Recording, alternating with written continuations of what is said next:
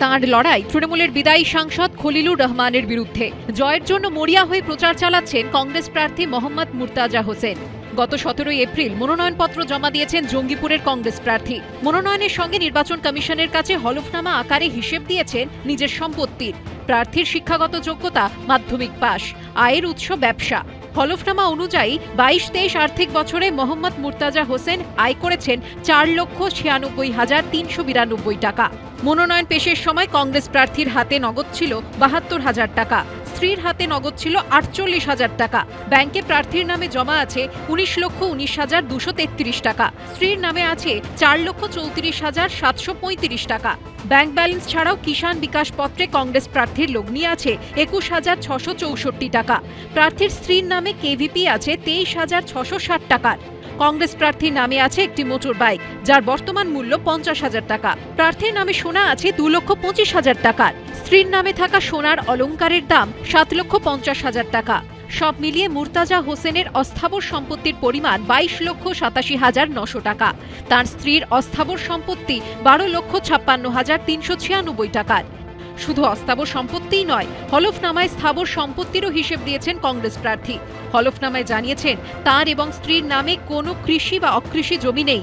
প্রার্থীর নামে লালগোলায় 2টি বাড়ি আছে, যার বর্তমান মূল্য 44 লক্ষ টাকা।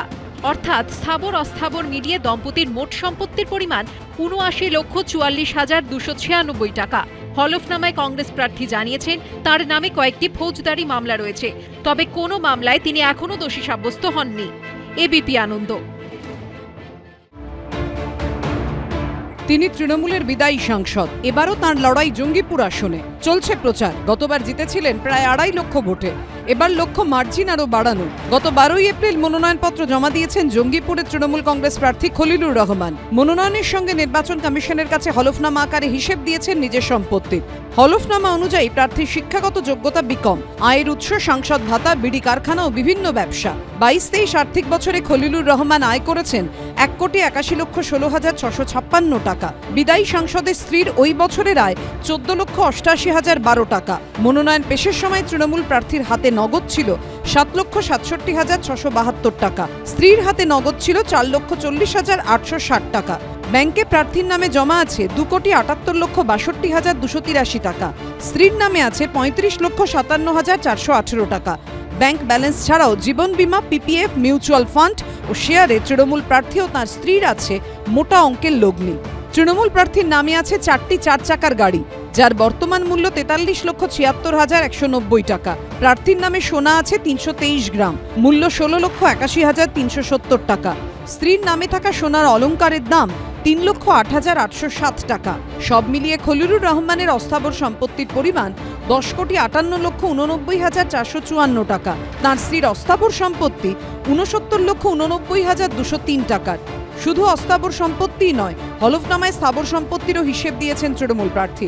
হলফনামায় জানিয়েছেন তাঁর এবং স্ত্রীর নামে রয়েছে বসত বাড়ি, বাণিজ্যিক কাজে ব্যবহারের বাড়ি, কৃষি এবং অকৃষি জমি।